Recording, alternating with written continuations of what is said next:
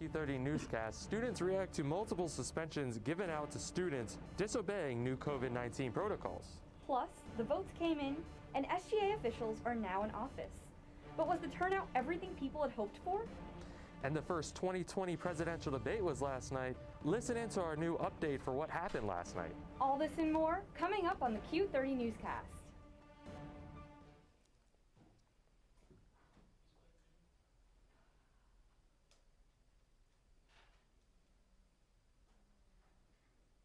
Welcome to the Newscast. I'm John Surratt. And I'm Maggie Smith, and tonight we have a lot to cover. Not all students have been following COVID-19 protocols last week. Last week, students were sent home after not following specific guidelines. Skylar Haynes has more on this story.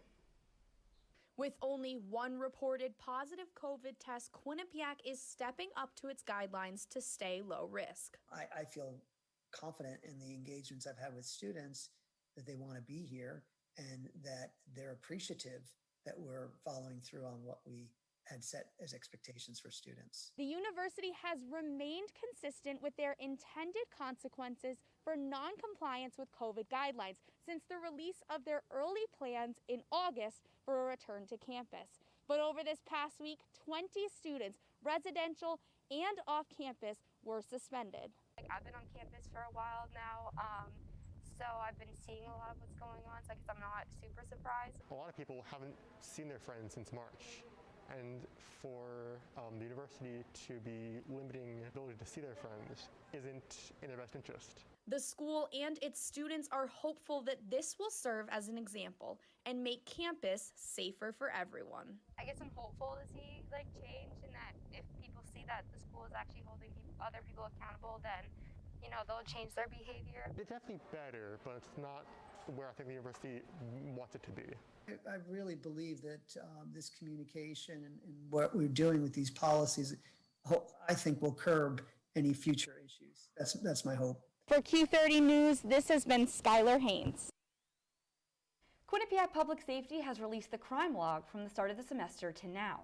The crime log includes all incidents that have occurred on and near campus. The most frequent violation is the liquor law violation.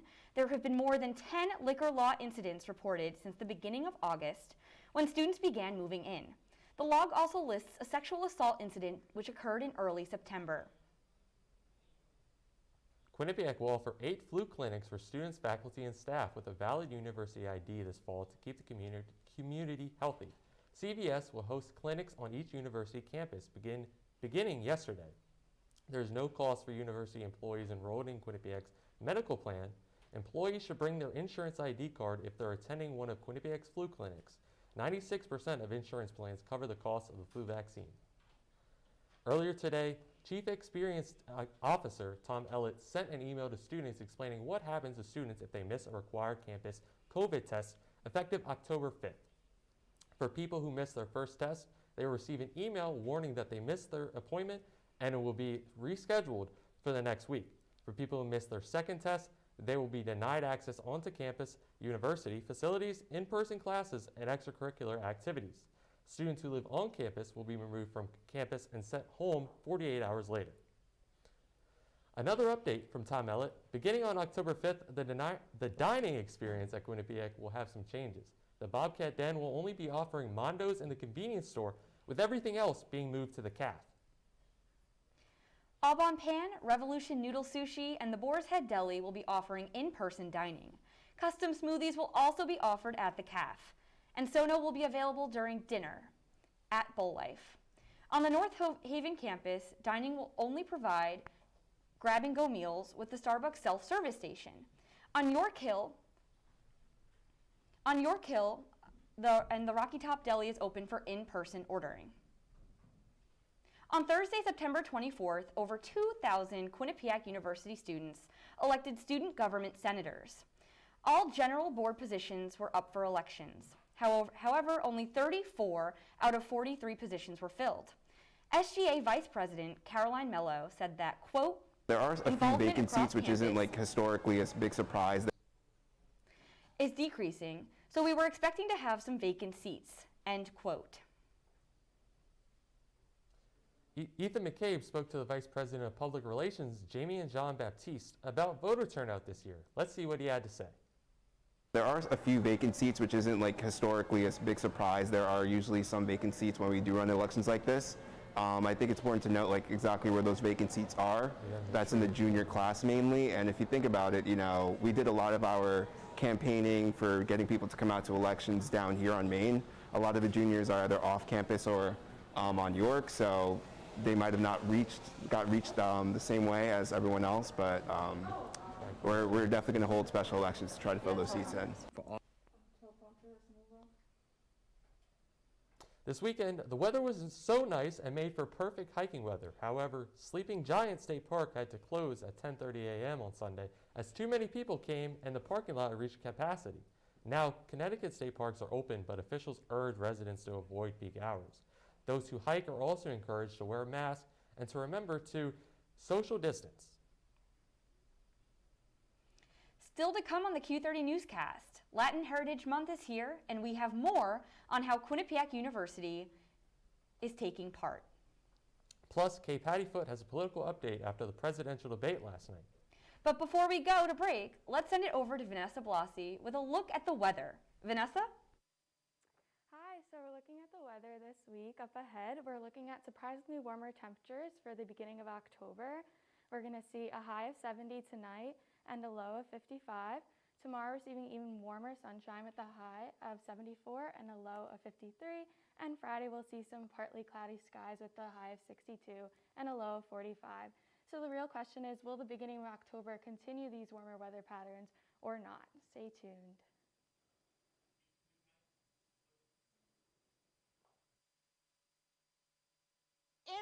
There was an old woman who lived in a shoe. She had so many children, she didn't know what to do.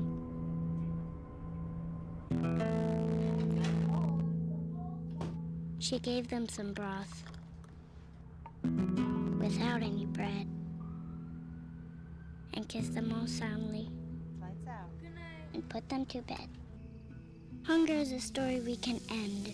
End it at feedingamerica.org.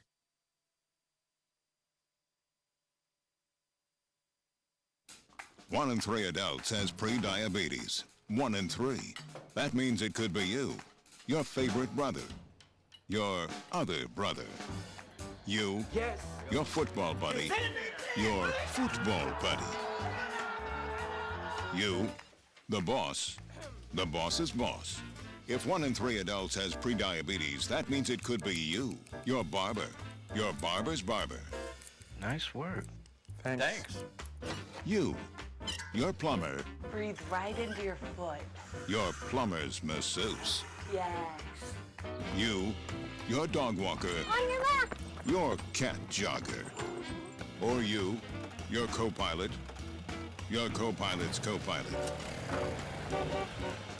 While 1 in 3 adults has pre-diabetes, with early diagnosis, pre-diabetes can be reversed. Take the risk test at doihaveprediabetes.org to know where you stand. Relay for Life helps the American Cancer Society come closer to a world without cancer. Relay for Life focuses on honoring cancer survivors of all ages. Lawn signs can be seen throughout campus with names of the survivors. The organization will host more events throughout the week.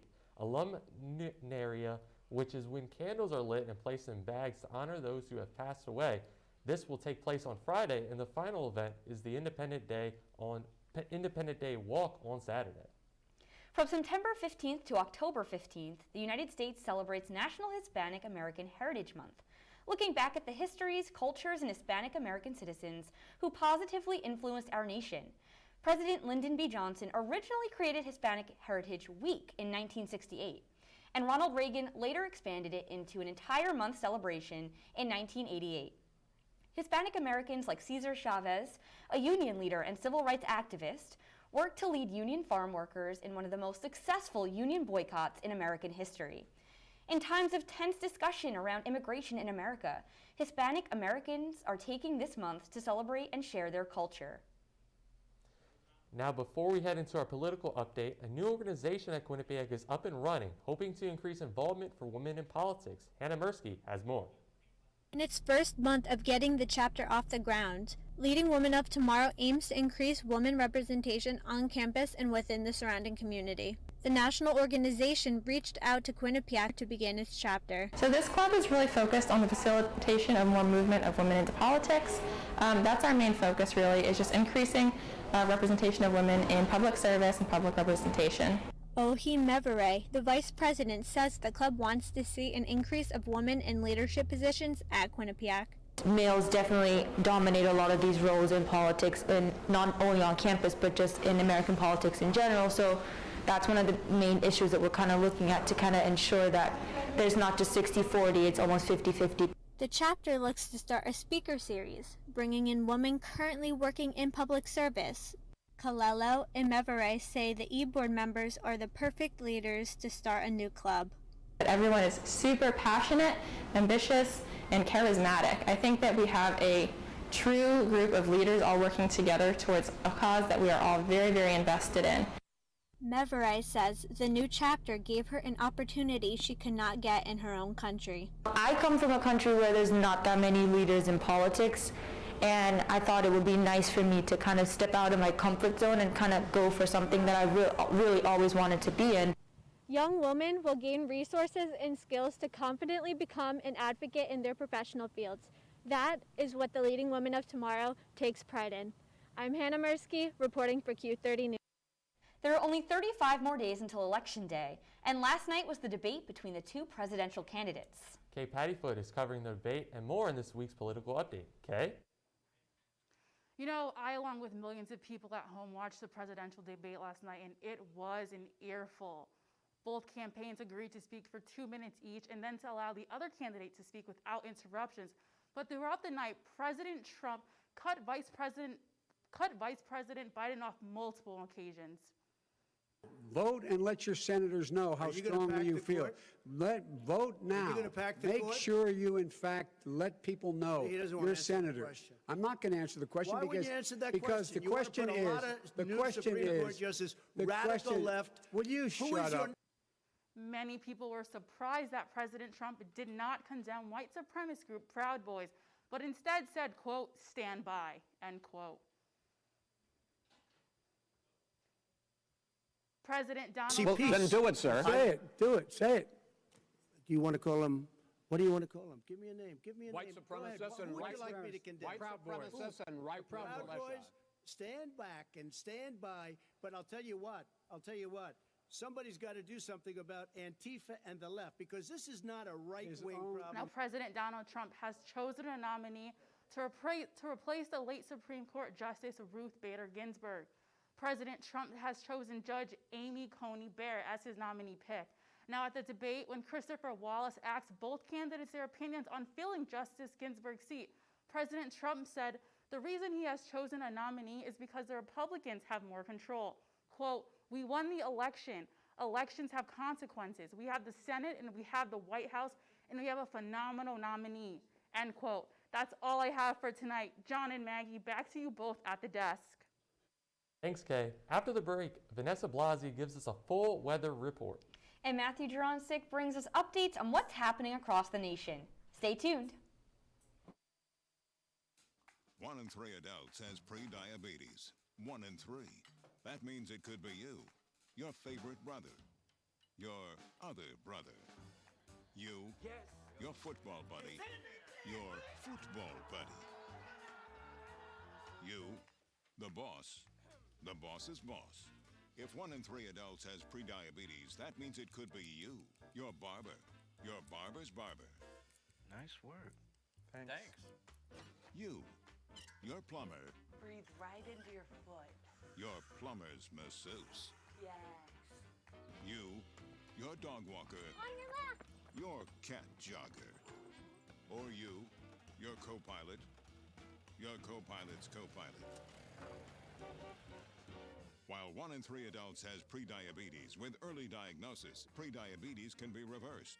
Take the risk test at doihaveprediabetes.org to know where you stand. Hey! There are amazing things to discover in the forest. Toothless, time to go!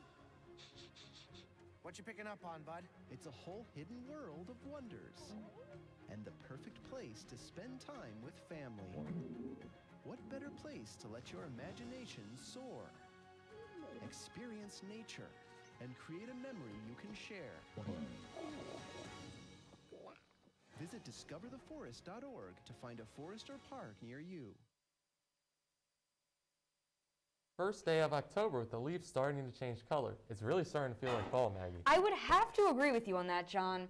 You see, let's see if fall weather is finally here. Vanessa Blasi is here with this week's weather update. I'm so excited. Vanessa? Hi, so this week we're looking at tonight's weather in Torrington. We're seeing a weather of 59 degrees. Danbury, we're looking at 58. Hartford, more towards the East Coast, we're going to be seeing weather in the 60s with 63 in Hartford, 64 in New Haven, 64 in New London, and 62 in Norwich. Now on to the 7-day forecast.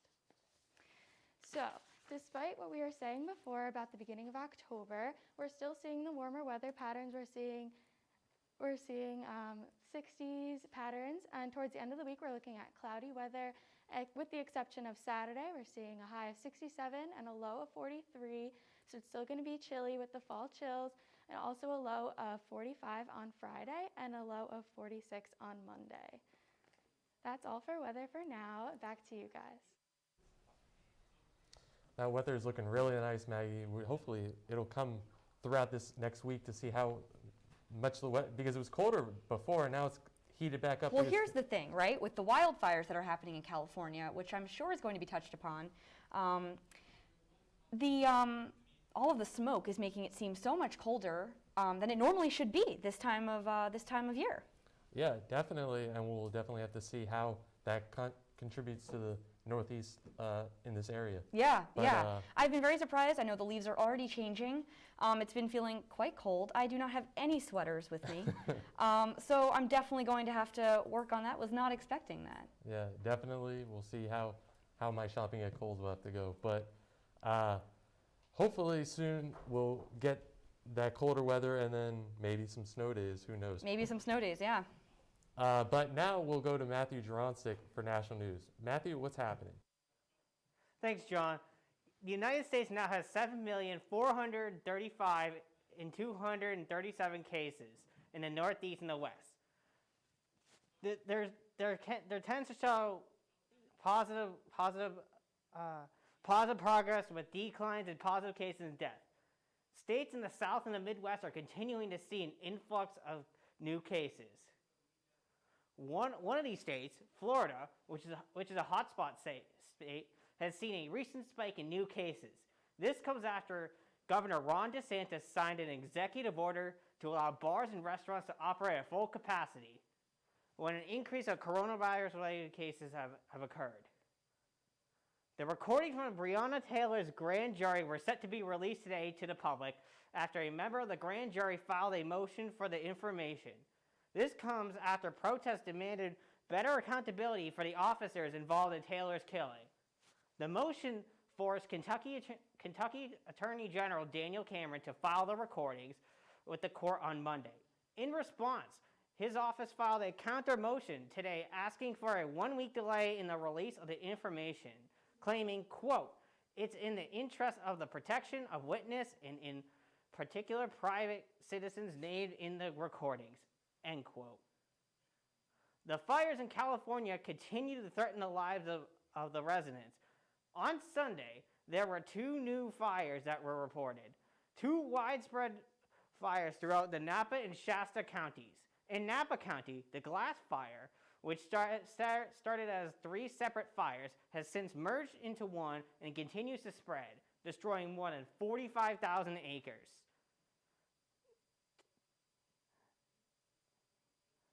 To pose a threat on the state, as above temperatures and low humidity levels make it tough for these firefighters to make it through these fires. Luckily, this upcoming weekend will be a little cooler, giving firefighters a chance to make progress containing these wildfires. Back to you at the desk. Thanks, Matthew. After a quick commercial break, Carly McManus has an entertainment update you don't want to miss. And Hepzibah Rajan caught up with some new students about how they spent their 3-day weekend. We'll be right back. I'm Jenny Garth. And as a mother of 3, I know kids worry about a lot of things. Getting enough food to eat shouldn't be one of them. But here in America, that is a real worry for 1 in 5 children. This is unacceptable and something Feeding America is working to solve. Through a nationwide network of food banks, Feeding America serves virtually every community in the United States, including yours.